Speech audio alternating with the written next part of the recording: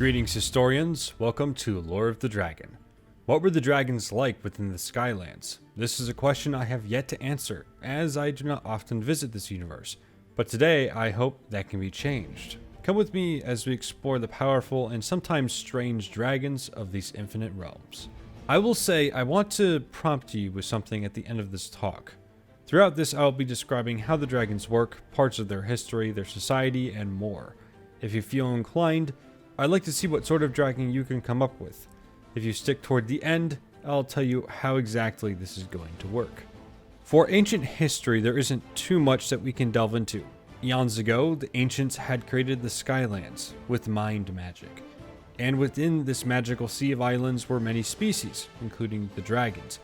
One day, however, an ancient by the simple name of Brain would try to bend the beings of the Skylands to his own will through brainwashing.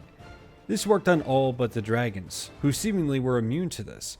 With the predicament stopping Brain's attempts, the other ancients were able to apprehend him and lock him away. At some point during the dragon's history, they had split into, or had already been split into, multiple different types of dragons, ranging from hydras to water to snow, bone, cyclops, and even more types of dragons. This isn't even mentioning the multitude of dragon hybrids that are within the Skylands. When we pass to the modern day, dragons are abundant, and so are the variants of dragons. Our trek brings us to a place known as the Dragon Temple, a familiar name to some, but this one has differences, as you'll see. This location is said to be the home of all dragons within the Skylands. As we will see elsewhere, the dragons do live all over the Skylands, so I don't think it's literal as in they all live there, but more of a gathering place for all dragons. Here they strangely enough live in harmony with sheep, a rather perplexing relationship given what we have seen elsewhere. As this is said to be the home of the dragons, there is a trial, paths of fire and ice for those who are yet to reach adulthood. My assumption is that these are for the elders or whoever is in charge of the dragon race to sort of see how a dragon might develop or what kind of individual they might become. Now, among the residents of the temple, there are not only younger dragons, but the dragon elder named Dragir.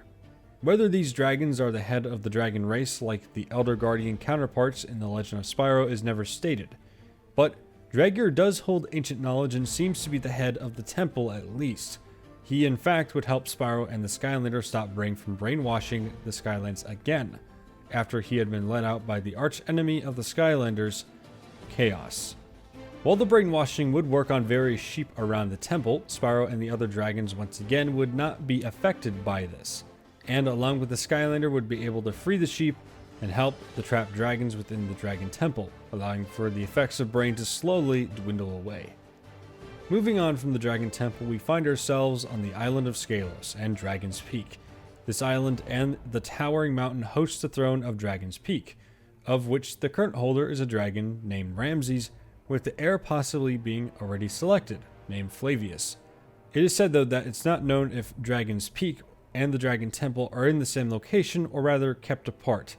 Though, one interesting find from Dragon's Peak is that Sparks the Dragonfly is apparently there, a companion of Spyro from other universes. As is with most things relating to the dragons, magic is imbued into various objects, including the throne, as it gives whoever sits upon it powers that are rather scary when you think about them. But along with the throne comes more political issues. Dragon's Peak has, in theory, what is called an elective monarchy. Essentially, dragons vote on who they want to sit upon the throne and rule over them, while the candidates give speeches and head campaigns as to why they should be in power. This practice for them, however, fell through. From what records say, this never got anywhere. During this political turmoil, the dragon Ramses just decided to sit on the throne of Dragon's Peak, and that made him by law the king. If this had any serious repercussions, we don't know, but it seems to have worked out pretty well for everyone, as over the centuries the dragons have reportedly prospered under Ramses' rule. And I imagine the end to such a confusing time was well received by most dragons. This, however, led to an incident within Dragon's Peak, spearheaded by the brother of Ramses, the undead dragon Vathek. Though at first glance it's rather confusing how these two are related, I will explain how that could be later on.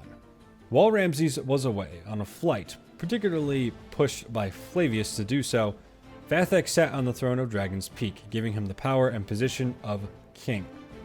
His planned takeover, though, was thwarted by the Skylander and Flavius, and when Ramses retook the throne, Vathek had been turned to stone and, from what we know, used as a statue.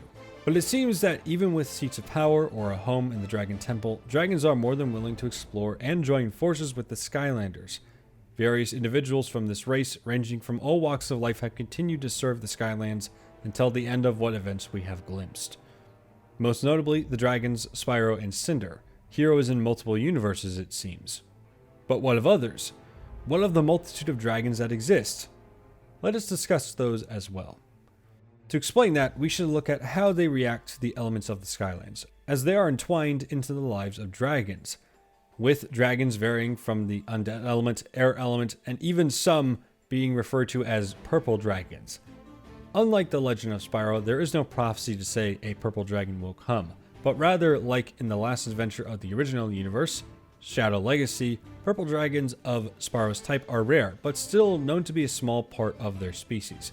They come from all over, it seems. In fact, Spyro is said to himself to come from a far-off land, but he doesn't recall much of that place. Young dragons are adaptable to their environment, and this generally shapes what powers they might have when they grow old. Essentially, if you have a dragon surrounded in an area with the life element, they will perhaps become a life dragon later in life. I would assume, therefore, a dragon like Vathek, an undead dragon, and Ramses would be related because they might have essentially grown up in an area infused with the undead element and have become an undead dragon themselves. Purple dragons, on the other hand, share a common ability with their Legends counterparts. They can use all elements. However, they fall under the magic element. Despite their power, or perhaps because of it, dragons on multiple accounts are said to be shunned by others. But this doesn't stop them from joining the forces of heroes, the Skylanders. Like I mentioned before, the Skylanders come from all walks of life, and to add on to that, take different forms. In some cases, you'll have dragons like Spyro, and he's generally what you might expect. This is the same with Cinder. But going beyond them, you have Flashwing, a dragon that fell from the stars, Whirlwind and her ancestry with dragons and unicorns, Drobot and his advanced Archean suit, or Blades with his heritage descended from a line of guards. We now have overall covered the known history and relevant topics pertaining to the dragons. But I'd like to focus on other parts of the dragon race or individuals besides Ramses, the Elder Dragon, and the Skylanders that didn't quite fit into what I was mentioning earlier. In the future, though, I do hope to one day talk about the Skylander dragons. But for now, I'll keep the subject separate. Bone dragons are a terrifying subspecies of dragon, nigh unkillable due to their ability of regeneration, able to turn to stone anyone who their breath touches, only to be reversed by the steam that's generated from their nostrils. There could have been many at a time, but it seems all of them were wiped out centuries before the modern Skylands, with only one surviving after slumbering for millennia, and only uncovered by chaos and another called general disaster using a sort of bomb, a time-delayed blastofactor. This bone dragon that Chaos awoke was said to be the life segment of the Mask of Power, an evil artifact within the Skylands. Chaos and the Skylanders had been chasing it for some time, but it was eventually revealed that the bone dragon was not the life segment, but instead the segment would actually be a heart given to him by a wizard long ago, one who the bone dragon saved from a race of sentient scrap, gear golems. Derived from the bone dragons, we have the Cyclops dragons. However, we know next to nothing about them. So for now, we only know that they exist. Perhaps they derive abilities from the bone dragons, but that isn't quite apparent. In another land, the Cloud Scraper Mountains, there's a dragon simply called the Cloud Breather Dragon, a massive serpent-like creature. As one might be able to tell, he is particularly specialized in the creation of clouds, and has a temple both to himself and to disperse the clouds that he would create so that the Skylands may have clouds. He, through his incredible sense of smell, would help the Skylanders find Master Eon, the head of the Skylanders, and who at the time had gone missing. Another, simply called Hydra, was a beast that amounted to little more than a pet to the Dark Pornomasters of old, each of the heads possessing a different element. At one time, it was given food from all across the Skylands to feed. And while the Skylanders were unaware of it at the time, they were able to return the stolen food, returning it to the populace of the Skylands. The creature, who fell into the clutches of chaos during the battle to defend the Core of Light, a device that keeps the darkness at bay and something that the Skylanders defend vigorously, was destroyed by the Hydra. This in turn would start the events of the first adventure within the Skylands, sending the Skylanders to a place called Earth. Eventually, it was defeated by a new Portal Master and the Skylanders that were sent back. And after that, the Hydra was never seen from again. While the adult was destroyed, baby Hydras were found where it resided. But they existed in other locations. They attacked the Skylanders Gilgrunt and Diveclops in the Whirlpool of Visions, a second location. But none could compare to the largest of them all, in the magic and world-devouring device known as the Sky Eater, a sort of giant metal head, and within its liquefaction chamber, the Skylanders would find a Hydra that had grown massive in scale from feeding off the magic the Sky Eater would consume. But like its predecessor, it would fall to the Skylanders. There are others, like the Sleep Dragon, who apparently was the sidekick of an evil sheep who had been placed over him and a realm of dreams. At some point, the Sleep Dragon sends the Skylanders to collect bacon from a pocket dimension. But I digress. Under the sheep's control, he would be sent into battle against the Skylanders. However, this would not go well for the sheep, and they would retreat to the Nightmare Realm. Now, when they arrived in the Nightmare Realm, the sheep told the Sleep Dragon that if the Skylanders came, to take care of them, obviously meaning to stop them if they tried to thwart his plans. However, the Sleep Dragon fortunately mistook this for taking care of the Skylanders and being kind and courteous if they came, and he did so when they eventually tried to stop the sheep. But heeding his master's call, he would fight the Skylanders once again, and the sheep would be defeated. The Sleep Dragon, however, now was left without a master to command him. So, he took the chance and returned the Realm of Dreams back to its original state. While many of these are lighthearted, in the shadows and the depths of the Skylands, there is another I've talked about before. A dark master, a shadowy figure. His name has been spoken of before, and his rivalry with Spyro is written within the pages of many universes. But that in general is most of the dragon individuals that we know that aren't Skylanders. You can start to see that the dragons of the Skylands and those who choose to defend it are unique and quite frankly more diverse than those who had come before them. Perhaps another day we can explore their stories in detail and unravel what other adventures we can find within the universe of Skylanders.